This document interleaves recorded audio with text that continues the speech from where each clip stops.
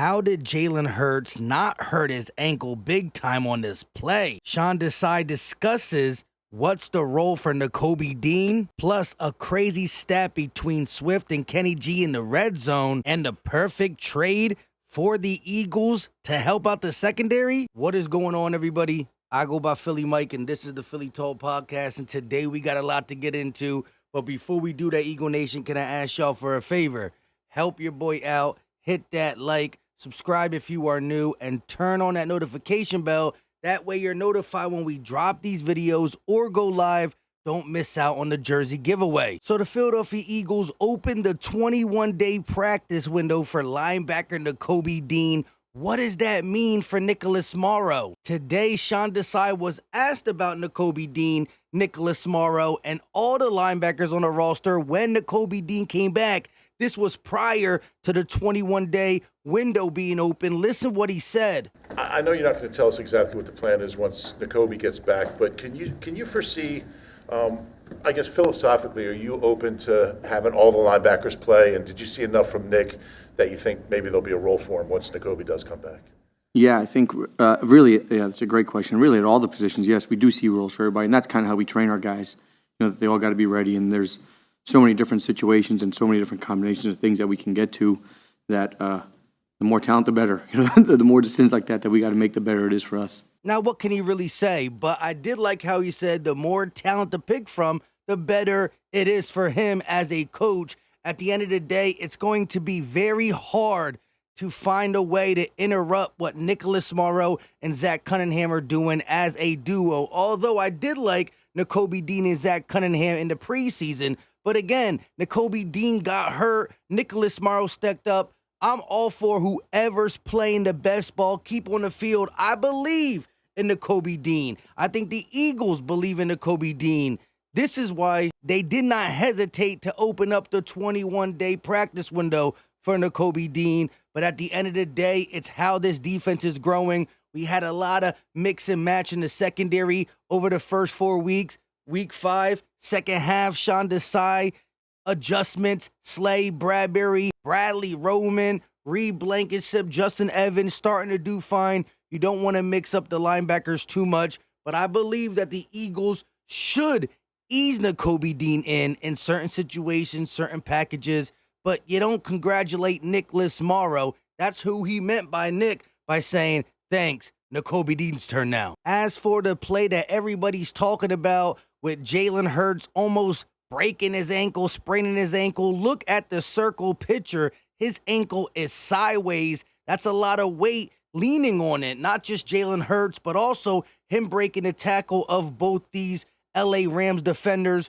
Once again, Jalen Hurts is different. He stays in the game, throws for 300 yards, drops some dimes to Dallas Goedert, drops some dimes to A.J. Brown, and he made some big-time runs on his own, right? We're talking about the 300 yards passing back-to-back games. That's cool, but this was his best game seeing the field as a rusher. I know we're not excited because plays like that, you don't want to see your franchise guy, 5-0, ankle looking like that. So I'm glad he's okay. Y'all were letting me know. I got a bunch of ats and inboxes of this play via picture, via video, and I had to speak about it. I didn't really notice it during the game until y'all brought it to my attention.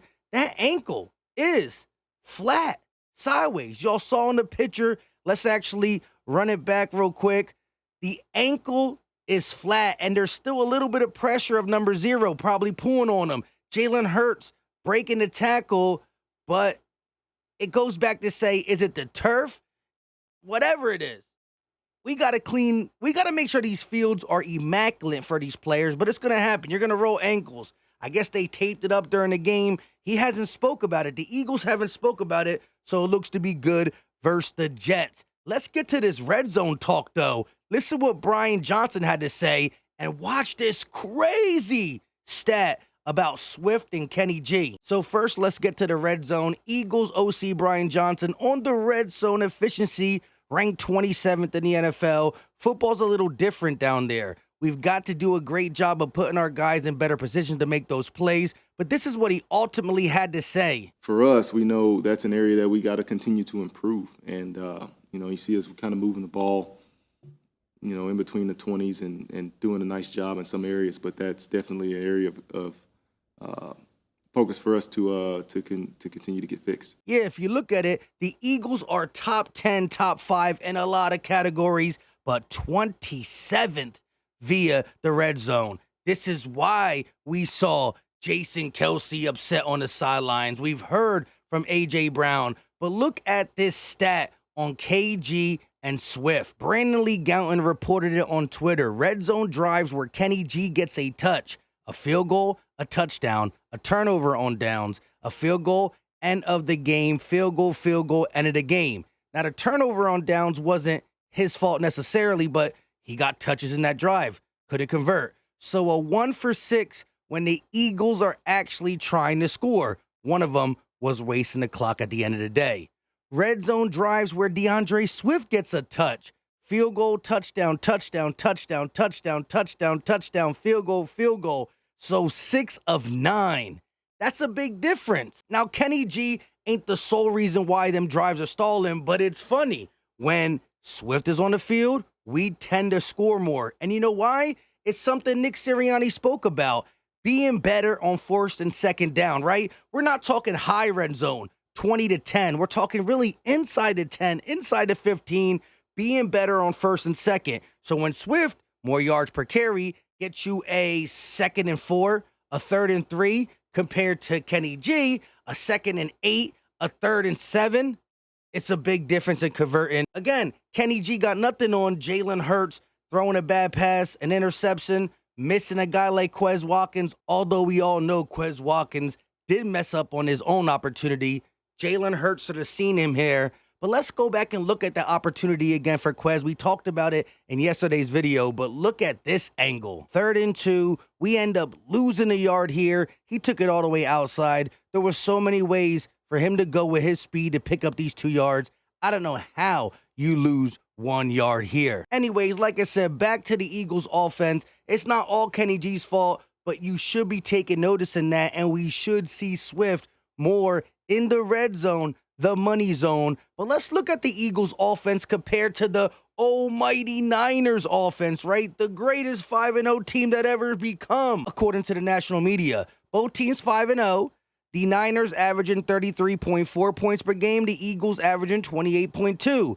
Total yards, 402.6 for the Niners, 404.4 for the Eagles. Passing yards, 246.2, 240.4, and a $156.4 for the Niners rushing, and a $164.0 for the Eagles. So the offenses look similar. However, this is what the narrative is. The Niners are playing perfect football. Brock Purdy looks like an MVP. And the narrative for the Eagles is they still got a lot of stuff to clean up on offense. So I scratch my head and say this. If we got a lot of stuff to clean up, they're playing perfect. Let me know what it's going to look like when the Eagles are playing their style of ball. Because guys are still coming into their own. Speaking of guys coming into their own, Landon Dickerson among all interior offensive linemen, run block win rate 1st, pass block win rate 4th. He's doing all this while being part of the fewest double team blocks among all top 20 inside offensive linemen, which again is no small task for him as such a young player. But again, the Eagles do got their fair share of stuff to clean up. It's just funny that we're this dominant while we need to clean stuff up. Real quick, Dallas Goedert was on WIP. Let's hear what he had to say about the brotherly shove. Our guy was talking a little trash on Aaron Donald. Dallas Goedert says he talked trash during the brotherly shove. I told AD he needs to come off the ball harder. I told a couple people that they need to get their weight up. I tell them to stop jumping. A lot of times I just be telling them they should just give it to us pretty much because it don't matter what you do. It is going to be a first down. And again, I don't want to hear it always works. It always works. It don't always work. It's about who's doing it, how they're doing it. The Philadelphia Eagles just got it like that. Lastly, I want to talk about a possible trade. Patrick Surtain, I would love that, but that's a little bit above our pay grade and trade value. but Justin Simmons and Midnight Green will be good. Word on the Birds tweeted, James Palmer TV said on NFL Network, the sense that I get from the players in that locker room, meaning Denver's locker room, is that a potential teardown is coming. We've seen multiple reports that the Broncos are open to trading anybody on that defensive side of the ball. They're in full tank mode at this point. I think Sean Payton is going to need his quarterback, and I believe they're winless. At the end of the day, Justin Simmons is 29 years old. He's a nice safety in this league, and it's great depth at a position. We've been banged up left and right. Evans, who's also been injured a lot in his career. Now Sidney Brown dealing with a hamstring. Reed has already missed some times due to, a rib injury. Nothing to be concerned about, but at the end of the day, a guy who's a playmaker. I think he had 6 interceptions last year, 5 the year before. He picked off the Jets last week. I mean, the guy's a baller, and I think his contract, due to the fact that he's a free agent, I believe not next year, the year after, is something that Howie would like to do. Getting guys on their last year to deal, or at least you get them in the middle of the season, it's their last year and a half of their deal. You can play with the money. Maybe Denver's responsible for a large portion of it.